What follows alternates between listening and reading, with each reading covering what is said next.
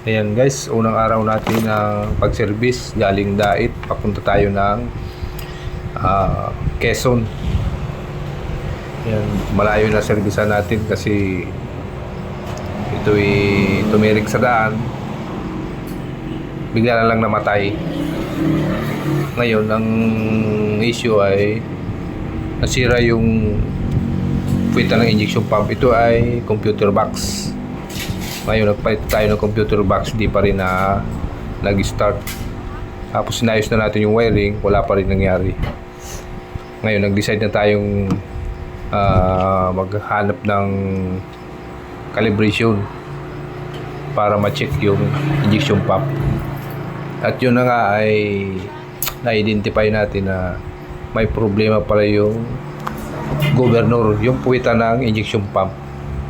Semi-electronic kasi ito. Dito naggagaling yung sa accelerator, yung para makontrol niya yung RPM. At yan nga mga kaibigan ay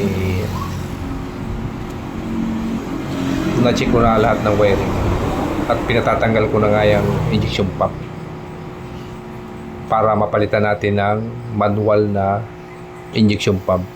Pero guys, yung dating injection pump lang din yan, yung injector niya ay manual pa rin.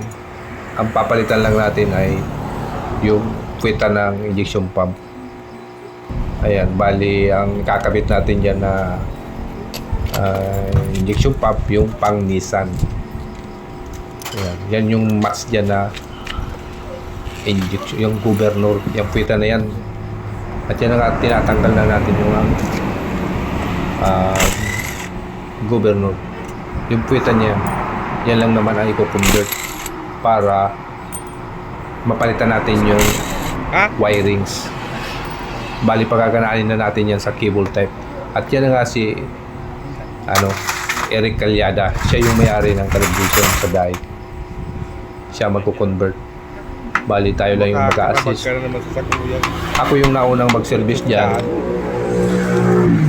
na in-identify ko kung anong trouble. Okay yung wiring, okay yung computer.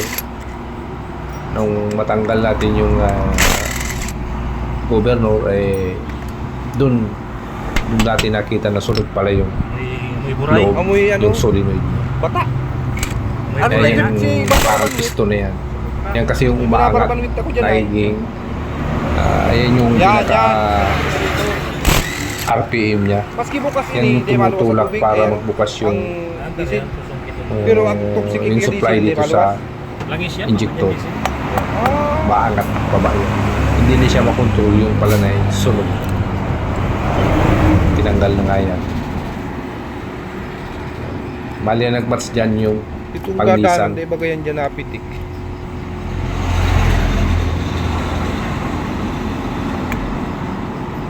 Ayan, tinatanggalan namin yung puwita na yan. At napakahirap palang i-convert yan. Bali, inabot kami dyan ng gabi. Turulian ka pa yun eh. Diyan na namin kinonvert. May dala na kaming parts. Sasalpak na lang namin sa puwit. May dala na kami. Bumili na kami ng cable. Meron kami dalang governor. Tapos may kinonvert kami sa accelerator pedal. Iyan yun. Ginagat ko ng minig yun. May kinating kami para makapitan ng cable. Yan o. Yan yung tumutulak-tulak. Ang nagpo-control dyan ay kuryente. Ang nasunog dyan yung pinaka-transistor niya dyan sa loob. Meron yan dyan coil. Yan yung nasunog. Kaya kahit bago yung computer, hindi pa rin siya umandar. Ito yun, yung puwitan na yan. Pwede naman natin palitan yan ng puwitan lang. Kaya lang, yung price is halos mahal na mahal. Hindi gaya ng puwitan lang, medyo makakamura tayo. At magiging manual na siya. At yung mga nagtatanong kung anong pagbabago, wala namang pagbabago. Pagka okay yung gobyerno na kinabit natin dyan at nag-max, yung pwersa niya ay nandun din naman. Okay din naman yung power. Kasi yan, convert namin yan ng loaded yan. Meron pang karga yan. Halos Yung una nag-service, isang araw. Sumunod ako nag-service, pangalawang araw. Tapos bumalik pa ako ng Bicol.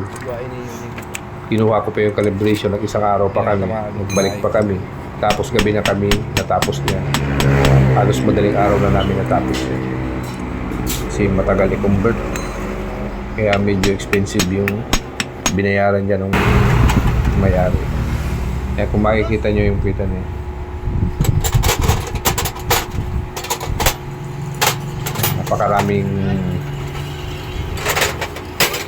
Napakaraming adjustment na gagawin. Ita-timing muna. Ipapiring muna para bago hugutin yung injection pump para pagbalik ay nakatono at nakatiming yan para hindi tayo mahirapan na pag-hot. Ayan nga, duming-dumi na si partner dyan. Magkaroon tayong pagkakataon na mag-video na makatagal natin hindi nakapag-upload. Ayan. Ayan yung sa sensor yan sa ano. Yan yung pinaka-sensor sa filter yan. Yung tinanggal na yan. Daming Overtime yan mga kawiring. binabaklas.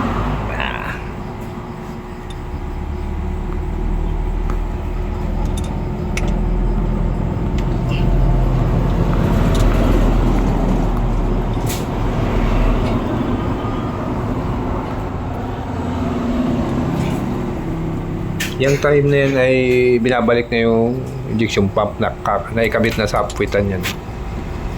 Bali, sinasalpak mo sa isa.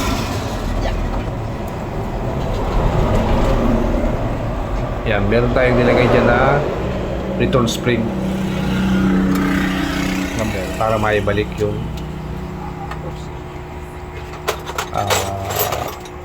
para bumalik, para hindi mag-wild. Ngayon, ang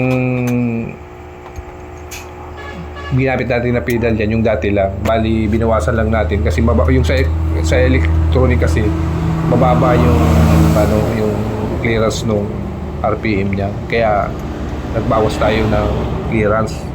Pinabasa natin yung accelerator, yung pedal para lumalim yung diin ng accelerator para hindi mag low power. Kasi pagka-push yung cable yan, low power yan yung lalaw.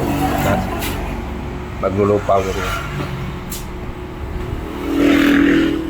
Yan, ang kagandahan kasi nito guys, pagka manual na, ang kagandahan ng manual ay kahit sira ang battery, kahit may problema yung wiring, hindi kayo titirikan basta-basta. Basta yung gagawin nyo dyan sa sa shut-off engine ay yung cable type na. Lagyan nyo lang ng tali. Yung shut-off nya. Ang kagandahan ng manual mga kaibigan, hindi gaanong masilang. Mabaliktad mo yung battery, andaran ka niya. Pero kung electronic, wala na. Talagang palit computer box na. Maraming maapektuhan. Iba pa rin talaga yung mga gawang manual kisa dyan sa mga electronic. And gabi na yan mga kaibigan at napandak. Yung time na yan ay goods na yung andar. Hello ba? Hello. Right mga kaibigan, maraming salamat sa tutok sa aking YouTube channel, Tourist Electrician. Mahihingat po tayo. Start. Sige. Pwede mo pwede. Ilaw mo, Paulo.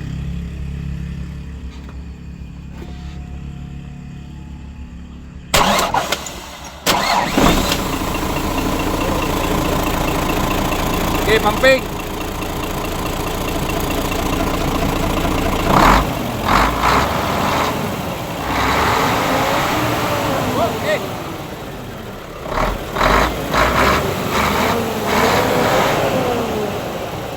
Kena. Okay.